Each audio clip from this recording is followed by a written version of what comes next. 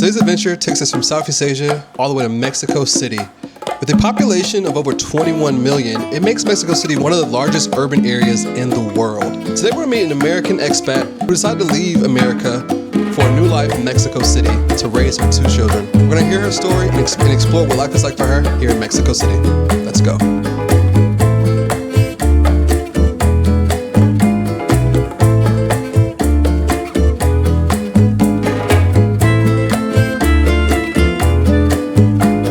Hola, bienvenidos a todos. Hoy estamos aquí en Ciudad de Mexico. Vámonos. Hello everyone and welcome to the channel. Today we are in Mexico City. That's right, you guys. We're taking a break from Southeast Asia, Thailand, and Vietnam. And I told you guys a couple months back that I wanted to start going global and featuring expats that live across the world. You guys can see what life is like in a little bit of everywhere. So over the next 2 weeks, I'm gonna be here in Mexico, hopping around to a few different cities and featuring expats that have left America and have moved here to Mexico. So different perspective for you guys. Hope you guys really enjoy it. And if you do, please like and share, because this, I'm not gonna lie to you guys, you know, with these type of videos, leaving Southeast Asia, it's a lot more costly to produce these videos and to fly out here between other costs. So if you guys enjoy this, please be sure to subscribe and like and share the video. Thank you guys.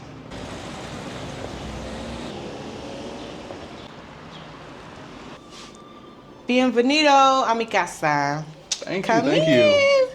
So you are the very first feature here in Mexico. So give yourself a little round of applause for being on the channel. And if you would introduce yourself real quick. Okay, so my name is Kenya. Keeping Up with Kenya on YouTube. I am from Atlanta. I was born in Alabama, Gaston, Alabama to be exact, and raised on like the outskirts of East Atlanta. Been there like my whole life. And yeah, 33, and I'm a boy mom of 2 sons. Super exciting. We were just obviously chatting off camera. There's so many questions I'm gonna have for you because this is all brand new to me. One, how did you end up here in Mexico? Oh, okay. I knew I've always wanted to live abroad. So that was something that I've always known since like high school. And so I was living in Texas, and I decided like I'm actually over it. I don't want to keep paying bills here, expensive, high bills. So I decided like I might as well move abroad. This is always what I wanted to do. I didn't have any responsibilities other than my son. And so I decided it was time to go, right? And so maybe a few months before I was packing up and I was leaving, I found out I was pregnant. So then I started doing research on giving birth abroad. And it was either Brazil or Mexico. I decided Mexico because it was super convenient. Like the flight was only 2 hours away from Texas. I wanted to learn Spanish. I knew a little bit of Spanish, but I want to be fluent in Spanish. And also like if an emergency came up or if I need to go home quickly, that'll be a short flight back to the US. So I decided Mexico ultimately. And it was a lot more out there as far as research and information about Mexico than it was Brazil, because I was thinking Rio de Janeiro. Mm-hmm. But yeah, ended up choosing Mexico. Met in Mexico first, and now I'm in Mexico City. And one of the really cool things you just told me that I did not know about is your permanent residency here in Mexico. How does that work? Okay, so if you give birth here, you automatically are granted permanent residency. So I am a permanent resident of Mexico, and then your kids get dual citizenship. So if you have a baby, they do birthright citizenship here. And so wow. That's so cool. Like I had no idea about that. So now you said your kids got dual passports? Yes, my son has Mexican passport and American passport. That's dope. That's super cool. And so I'm looking at the crib. Looks like a pretty nice spot. It is. It's I'm really gonna let you show us around real quick. Okay. I love it. I love it here because I like neutral tones. Mm-hmm. And so of course it came furnished, and the owners furnished it. And when I saw this online, I gotta have it. I was looking in like the tourist areas like Roma Norte, Condesa, and Polanco first, but those are a little bit more expensive. And for the price of this 2-bedroom, it would probably be a 1-bedroom in those areas because it is touristy. And I wanted to live amongst the locals. So I chose this area. And I love it. But yeah, so this is the dining room area where we sit and eat. And this is the kitchen. And I love the gas stoves. Like if you cook, gas is top tier.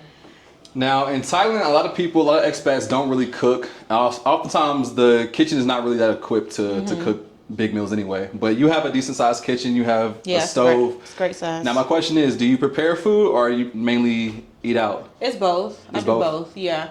It just depends on what I want, like, or if I feel like it. Because we can't eat meals. Me and my mom are living here with my baby, and if we go out and eat locally, we can eat for $20 or less. But you know, if you get groceries, maybe $100 for groceries, and that'll last you like for a week and a half. Okay. And so. And that's for how many people? For me and another adult. Okay, so 2 adults. Okay. Cool. So $50 per person per week. Yeah, that's not bad. That's really good. Yeah, like I said, it came furnished. She left dishes and everything's cute. Now the appliances are top tier. Like she left the Samsung washer. It's a washer dryer combo. Okay, nice. And then the refrigerator has a like water dispenser in it. What else? Living room. Samsung TV with the frame, right? Oh, this is the frame one. Yeah. That's nice. That's what I said. The appliances and the stuff was really good that she left. The furniture or the bedding, not so much, but it's still cute.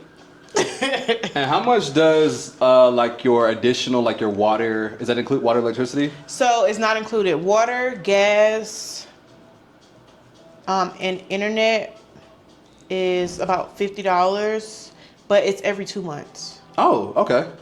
So that's really good. Compared, my power bill in Texas was $400. Goodness. Every month. So $50 every 2 months. Yeah. That's crazy. Okay, that's actually super affordable. Now, well, internet is every month, but everything else is every 2 months. Okay. So this is the first bathroom, like a guest bathroom, basically. Nice shower. Everything in here is like modern. So this place was like renovated, or is this building overall like pretty? Is this like a newer building, or is this? I think it's 4 or 5 years old. Okay. Yeah, I think it's 4 or 5 years old. And this is the office space if you want to come and work in here. I also have a blow-up mattress in case I have guests. It's a nice one. It's a nice blow-up mattress, but yeah, it's a spacious room. I do feel like. How many square meters or square feet is this about? I have no idea. You don't know? Okay. No, I don't know. Seems spacious though. It is spacious, and that's why I like that. I don't like to be right on top of one another. It's basically like it's the same in both roommate style. That's what it is. Yeah.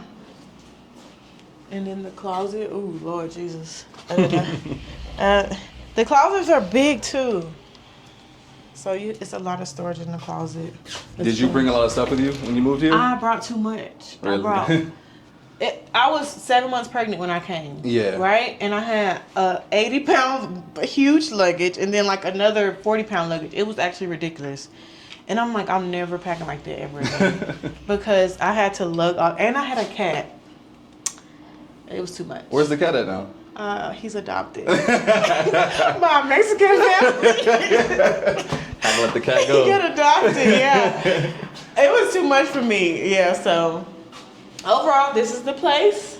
I love it. And total, so you mentioned the additional cost, but how much do you pay per month here? It is $1,200 a month, so 24,000 pesos. And how does that compare to, like, what were you paying back in the States? I had a 3-bedroom, 2.5 bath townhouse. I was paying $1,800. Okay. But really it was $2,200, but I had like a special, moving special. Okay. But then with Condo insurance, power, water, all that, It was ridiculous. Yeah, and that's a It was big thing I actually bring up with ridiculous. people, even when it comes to like rent costs. Because you were mentioning too, like Mexico City, you said is pretty expensive compared to The other other places you state. can live in Mexico. With that being said, even though like your rent might not be like the cheapest in the world, Yeah. you're able to save money on all the back end things, right? Because you don't have to Yep. drive, you don't have a car out here, so you Uber. And Uber is so cheap. Um, I was in the States recently. A Uber that was like 15, 20 minutes away was $30. I got here, you can do a 30-minute Uber for like $8. So I get my nails done, I get my hair done here. Everything is so inexpensive. My lashes I get done here for $50. In the States I was paying $120. Wow. It's just everything is cheaper. Like the services are more affordable. The doctor visits are more affordable, like the same you would pay for a copay in the US. Yeah. So I love it. One thing I want to talk about more that we was talking about before we started shooting was your whole process about having your child here. Talk a little bit more about that, and like through your pregnancy, how was that experience here in Mexico? Okay, so yeah, I left the US and I came to Mexico when I was 7 months pregnant. Of course, I did a ton of research, but there are Facebook groups to where it's like a group of women. They tell about their experiences. So I asked them like, hey,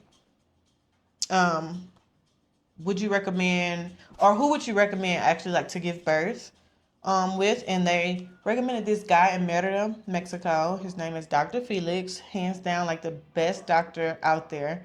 He comes highly recommended. And so I just did my research on him. And I also knew that I wanted residency other places. Yeah. And so I knew Mexico granted it, I know Brazil granted it. And I chose Mexico because it was just super, super convenient, and the research was easy to find. But once I locked in with like the doctor, and I found like a doula and a midwife there, like everything else was history. So yeah, I left the U.S., got here, I was 7 months pregnant, and had my C-section here. I was by myself. Wow. Yeah, I was by myself. Now, one of my friends did come down from Colombia to help me, but other than that, they took care. I didn't speak the language. I didn't know what they were saying. I can order my food in Spanish, like I can understand some things in Spanish, but when it comes to like hospital stuff and like the words there, I didn't know anything. Wow. My doctor did speak English though, so Okay. they helped out a lot. And yeah, it was a great process. Were you scared any like having a baby like in a different country and you don't understand what's like what's being said and stuff like that? I wasn't scared because I pray. I'm just pray about it. You know what's crazy? Actually, I was almost on my way going back home because my pregnancy was high risk. Yeah. My son was not growing like as fast as he should have. They told me that he might be in the NICU for 2 to 3 months. Yeah. And so my doctor was like, I think you should go home and have the baby if you're going to be able to have it for free, because as a veteran, you get to like, that's free for you. But I knew I wanted like residency in another Okay. place. Yeah. So I was like crying. I'm like, oh my God, I'm here by myself. I don't know what to do. I'm calling people. I booked my flight back home, right? Yeah. To go back to Georgia. And I went to the airport the next day after I booked it. And I told you I had a cat. Yeah. So they would not let me board the plane because my cat didn't have the proper documentation. Okay. And so I just felt like that was my sign to stay. Yeah. But I stayed, and I was just like, he was telling me, it could be very expensive if your son has to stay in a NICU. And I was just like, you know what? I have savings. Let's just do it, right? And so I stayed. And when I gave birth, he came out little. He was 4 pounds, Yeah. but everything was perfect. Like, Wow. he didn't need NICU time or anything. So I wasn't scared because my doctor like talked me through everything, since he spoke English, and he's just so sweet. Everybody that I like worked with or had appointments with, they were really nice. They were sweet. They kind of like calmed me down. Yeah. And then I just prayed about it, and I just left it in God's hand because I feel that. That's what's up. And so it would have been free for you in the States with your vet status. How much did you come out of pocket here in Mexico for your complete pregnancy and all that went into it? It's gonna blow people's minds. So my hospital stay was $1,000, and then my C-section and the doctors, like paying the doctors, was $2,000. So I only paid $3,000 for the overall birth and hospital stay. Granted, it was a local hospital. I went to a local hospital because they had a good NICU, and the doctor thought that my son was going to need NICU time. So it was only $3,000. Back in the U.S., I did research. It could be like 40 to 50,000 for women. Yeah, really? To have their babies. Yeah. Wow. Yep. That's crazy. That's a lot. 40,000 just to have a baby. It's ridiculous. Yeah. Yeah, that's one thing people talk about, all the time, like, is, obviously our healthcare in America is very expensive and a lot of times inefficient. So a lot of people have to, they venture out these other countries to get stuff done. Even like, I know like a lot of people come to Mexico to get like dental work done because you save so much money. Yeah. Yeah. Now in your process of planning to move here, like how much time and research went into making this move to Mexico? I would say maybe 7-8 months. Okay. So not like super long. No, my lease was ending. My lease ended in March. Yeah. In Texas, I stayed in Dallas, and then I stayed for a month in the U.S. with my family, and then after that I left. But I did research for maybe like 6 months because I had to take extra precaution because I was pregnant. Like, yeah. Was there any culture shock moving here, or?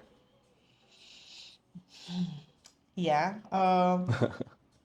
They drive so crazy. I would say most countries outside of the U.S. drive crazy. I mean, a lot of people can't drive in America either, but. That's true. Atlanta, have y'all been to Atlanta? It's actually crazy, but no. Just the driving, the traffic laws. What else? Not as far as the people, because I've been around, like, Texas is basically Mexico. And so I've been around a lot of Mexicans, and I've shopped at like Mexican grocery stores all the time. Yeah. So the people know, but like things that are different, I don't know. The bugs. The bugs in Merida. Okay. But like nothing huge that stands out? Nothing huge though. Okay. You know what? In a good way, culture shock is that like you can text your doctors and at any time, and they'll respond to you, or like you can book appointments same day or next day. When I was back in the U.S., like I tried to book an OB appointment, and they told me I had to wait like 2 months. Yeah, that's a very good point, and that's one of the things I love about living in a lot of these other countries is just how convenient and accessible things are. So yeah, that speed, like when you're in need, of appointment, even like when it comes down to the emergency room, like I've been to the emergency room like twice in Thailand, and I was seeing like very quickly. You come in America, it's like it don't even feel like it's an emergency because they make you wait. They make you wait. Like you could be bleeding out. Bleeding out. You gotta wait 8 hours to see. It's like go sit over there. And the customer service. The customer service in the U.S. sucks. Like I don't know why everybody's angry. Granted, I'm not gonna say everybody, but a lot of people are just working and living and like not even living, they're just surviving. Yeah. And so customer service here is amazing. Like people are so nice. They love babies here too. Like really? Oh my gosh. Like they love like kids and family. Family is like a core thing for them. Like I see mom and daughter, even if the girl is like a teenager, they walk and hold hands. Wow. Like that is the type of culture shock that like for me has been like, okay, this is a positive culture shock. Yeah, it's a positive culture shock. Yeah. That's what's up. Like I said, me and like, this whole experience in Mexico, which obviously is on my basically my first day here. I don't really know much about this at all, so it's cool to hear your perspective. You'll see it. I know another question a lot of people are going to have is like, and I'm sure I already know the answer, but as far as like you being a woman out here, a black woman out here, like how do you feel safety wise and just like living here in Mexico? Because like before you answer, obviously we know living in America, a lot of times they push this like idea that everywhere else is so unsafe and so dangerous. You got to be careful with the cartel. All this stuff. So you living here, how do you feel as a woman living here? I love it. Literally, when I talk about Mexico to people, I want to cry because it's like the people is what make this place so nice and like enjoyable. And I want you to see too, like a lot of people when I was telling them that I was coming to Mexico, they're like, oh, why Mexico? Like they're turning their nose up a little bit, but it's because they really just don't know, right? And so I would love for you to just show people like how the people interact with each other, how they interact with you. Like everybody's so warm and welcoming. And if you speak a little Spanish, it'll get you a long way. Wow. And you also mentioned there's a decent sized like African American community out here. It's a lot of it's a large expat community out here in Mexico City and also in Merida, but I feel like Merida is more for families. Okay. And if you don't like the heat, don't go there because I thought I could handle the heat in Merida because I lived in Texas and it's a different kind of heat. So I had to move to Mexico City and it's cold here and I'm like, I got off the plane and got outside. I was like, this is the first time I felt cold since coming back to North America. It's a little chilly out here. Yeah. But it doesn't get above like 80 to 85 degrees, but it's perfect when it's warmer out. Yeah. Yeah. So living here, what's like your day to day? Like what's like a normal day for you? So, well, I stay up. I'm like a late night person, so I'll be up sometimes at like 3:00 in the morning. Okay. And then around 12 or 2, we'll get up, figure out what we want to eat, and then we'll go explore. Like we'll walk. Mostly, we walk everywhere. If it's an hour or less away, we'll walk. Okay. And I was able to lose like 30 pounds. Wow. Just from being out here walking. We're always exploring new places to eat, like museums. It's so much to do here that it's always like you're always going to have something to do. So we'll walk around like 3 days of the week. I go to Pilates and it's right across the street. Nice. A nice Pilates studio and it's so affordable. But I really just do what I want to do. Just like get lost and find places and like just explore. That's a vibe. And I was seeing because I was asking like ChatGPT stuff about Mexico City, and my eyes was just open. One, the population size. This is a huge city. It's huge. It's like New York City. Yeah, it's like I think what I seen was like the second or third largest like.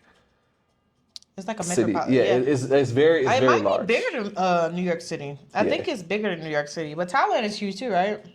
Like Bangkok is a big city. Bangkok. Bangkok is a big city as well. And I was also seeing too that this city is like it's a lot of history. The Aztecs to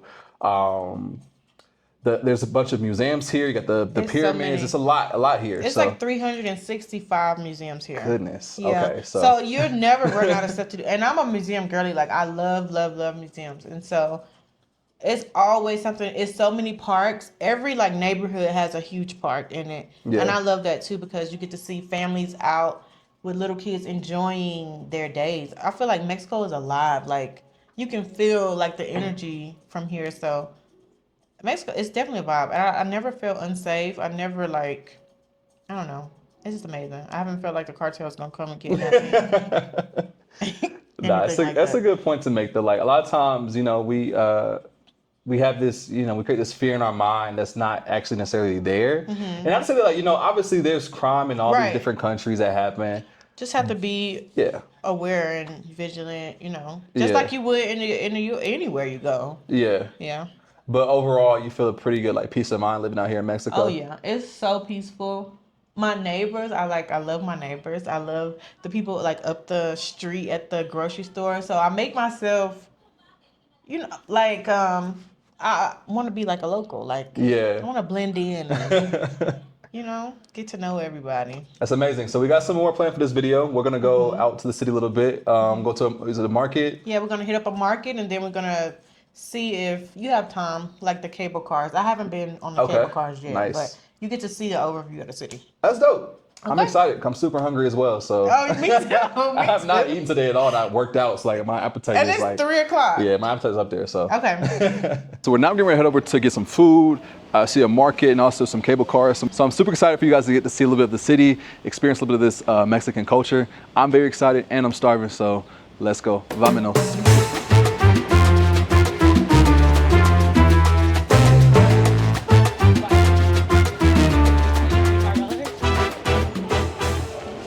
I would normally hit one up on a Friday And or the a Monday. prices at these markets are very like affordable. Yeah, local they're prices. affordable. Yeah, this is definitely the best place to get your fruits and vegetables.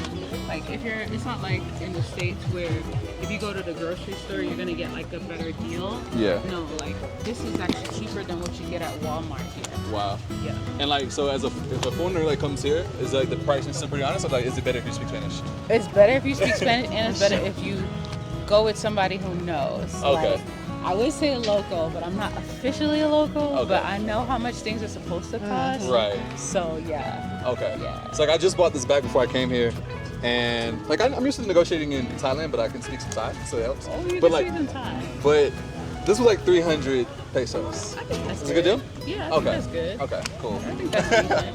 I was wondering because like the negotiator in me was like, all right. I tried to get him down, but he was like 300. I was like, all right, I need the bag. So. I think it's good. You did good. Yeah, I think it's good.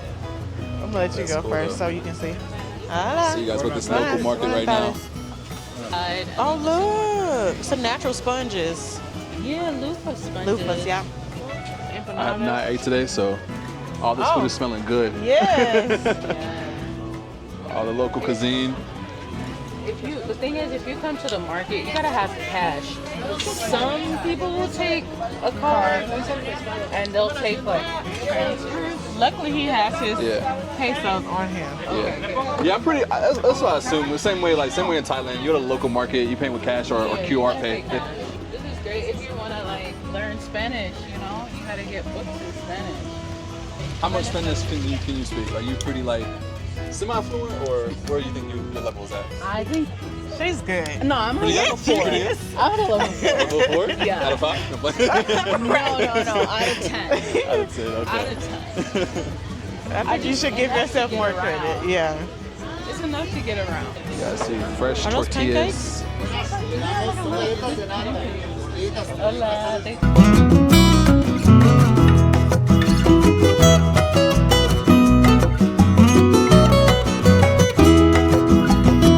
So at a night market, like this, how much do you expect to pay for like tacos?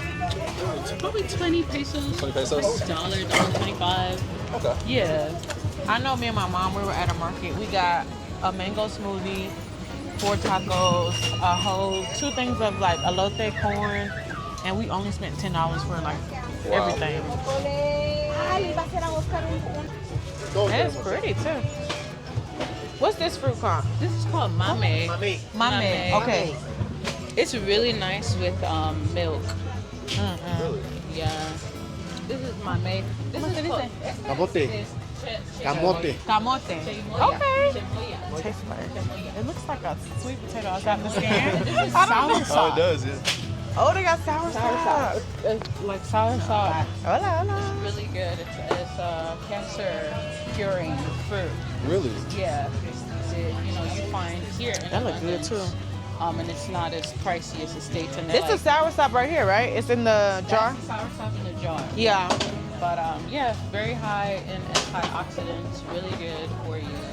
Not that expensive here compared to like the States. Like the States, you'll get it for like $22 per pound, I think, and here it's probably one of these. Well, there's so many different sizes, but you'll find maybe for $5 a pound. Nice. That's what I find in many other countries is it's a lot more affordable to eat healthy and fresh fruits and stuff. Exactly. Yeah, because it grows here. This is one of my favorite fruits. It actually comes from the cactus patch. There's so many seeds It's called in it. tuna. And I heard that they eat actual cactus out here too, Yeah, right? they do. ¿Tienes nopales para ver? Gracias. One of the big things that's missing in America is like being able to access like fresh fruits and stuff like that from local vendors. Everything in America is so corporate. Yeah. Like, you're very limited of who you can purchase from. You typically have to go to, the grocery store to buy this stuff. And when it's local like these other countries, it also helps maintain the cost down because there's so much competition. So they know it's that competitive nature, but when it's grocery chains, that they can more control over the price. And you also get fresher fruit too. It's better. I think that's how I was able to kind of like lose weight too, because dropping 30 pounds right after birth was like, I wasn't expecting that. But I was also eating like local food, the fruits and vegetables from the market, and being in a walkable city, so top notch. Oh yeah, they come. I'm sorry. Okay. Now, does it have any flavor to it? Yeah, or? it does. It's like I would say it's like tangy. Oh. Yeah. Okay. It's tangy. Don't they cut it up and put it in the tacos too? Yes, they do. They take the pricks off and then they chop it up and saute it. Oh wow. Okay. So you can get something. I'm gonna come back. Okay. From left to right. Come a bit closer.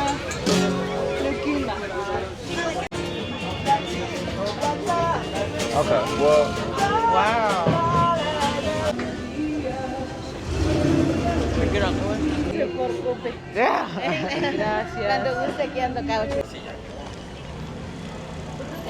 And this area where we're right now is called what? Sevilla. Sevilla. Yeah, it's inside of the city of Benito Juarez, though. Nice. Okay. So yeah, that's the area that we're in. Oh, are you playing with a baby? Somebody kid. All right, I want to try one because I don't eat these. That face you made. I don't like them. You want one? Was that no me gusta? I don't like. Yeah. So Kenyon didn't like the plantain shit. Let me try it for myself.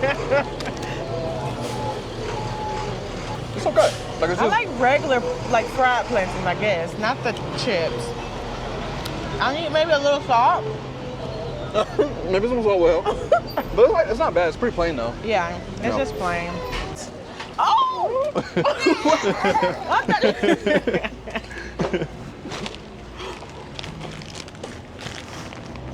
Listo. Wait! I'm going to the street. I'm going to the street. Okay. Oh, that was terrible. Crash.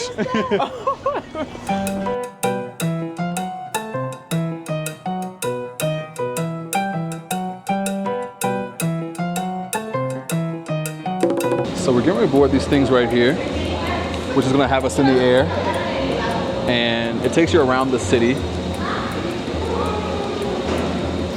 So, cable cars. My first time doing this. Feels weird.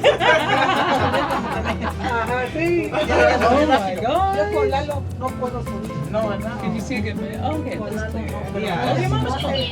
All right, you guys. So we are in the air right now in this cable car. Pretty cool experience. Like you guys, the highway is right below us. So this costs 7 pesos per person, which is I'll give you guys a conversion. So 38 cents per person to take a cable car. It's pretty cheap.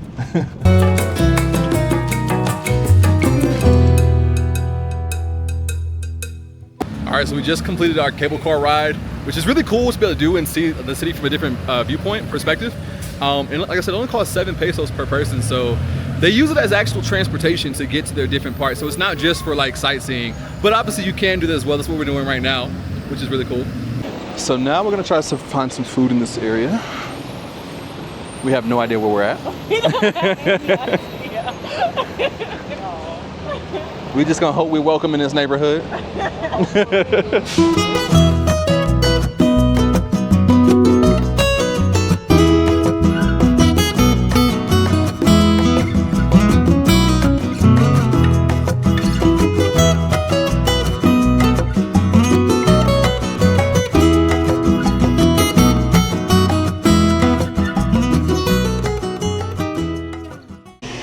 So I want to give our other guest a formal introduction because she popped in the video. So introduce yourself. Hey, I am Kimberly PP on the socials. I am based in Mexico City. I am from New York. I have been traveling for about 8 years now. I've been to different countries, and Mexico is one of my favorites. So here. What do you love most about Mexico? I really love the people here and how laid back it is. Everything is just really chill. Just they always say no pasa nada here, which means like it's not a big deal. Like, so I like that type of I like that part of the culture and the people. Yeah. What's something that you think would surprise most people who've never visited Mexico City? That's a good question. What would surprise people? Well, one is that a lot of people come here expecting Mexican food to be like the Mexican food you get in America. And that's not the case. Like, Mexican food is a lot simpler in Mexico. I think the Mexican food that you all are getting in the States is like Tex-Mex. It's loaded, whereas here in Mexico, it's lighter. Awesome. And lastly, we just had some tacos. What do you rank the tacos in this neighborhood? We have no clue where we're at. No, we're in the hood, y'all. We found this random spot. What do you rate the tacos of somebody who's been here for a while? All right, those tacos, I would say, well, those were the best tacos I've had. And I don't really like to experiment with food all over the city because it's a hit or miss all the time, and I don't like to hit or miss. I like to just know that it's going to be really good. So this was, I would say, this was really, really good. Yeah. We're all satisfied. Actually, I have one more question. Okay. What's 3 tips you would give somebody first time visiting here? First time visiting Mexico City. 3 tips for Mexico City is don't drink the tap water. Don't drink tap water here. Okay, Mexico City water is not the best quality. It could give you a stomach bug, so don't drink the tap water here. The second one would be but what I would say is to learn the basics. Yeah, the basics of Spanish, because there are few people here that speak English, but if you find yourself in a neighborhood where there's predominantly Mexicans or average people, you're not gonna find people who speak English. So know the basics like hola, left, right. Like if you're in a taxi and you want to tell your driver hey, turn right. So the basics. And then the last one would be to if you're getting groceries or something, if you're getting fruits and vegetables, get them at the flea market, which is called tianguis. Get them at the local fruterias, which would be little fruit shops all on the streets, because that's where you'll find the best quality fruits and vegetables for the cheapest price. So your Walmart here and bigger stores, they'll have the things that you need, but they won't be as good quality as the locals' food. Perfect. Awesome tips. And I think people need to hire you as a translator. You over here, you carrying the Spanish on your back right now. Really? I think it's a level 4. No, don't let her play. Don't let her fool I think y'all. it's at a level 4. She's been having conversations and stuff. I think you're definitely higher than a 4. I've been hanging out with people who really have improved their Spanish. It sounds really good. And I'm just damn, in those spaces, I feel like a 4 out of 10. What's the best way you think to learn Spanish? The best way to learn Spanish is to stay in a neighborhood where there's not a lot of tourists, and countries where Colombia, where they speak Spanish. Almost everybody speaks Spanish. I learned most of my Spanish in Colombia and not Mexico. Wow. Because they don't speak English. They don't want to speak. Yeah, they don't want to speak to you in English. Whereas here, in Mexico, some people want to try, they just want to help you as well as practice their own Spanish, but in Colombia, not so much. So I learned that way by just speaking to locals. I learned by listening to music in Spanish, and watching content in Spanish.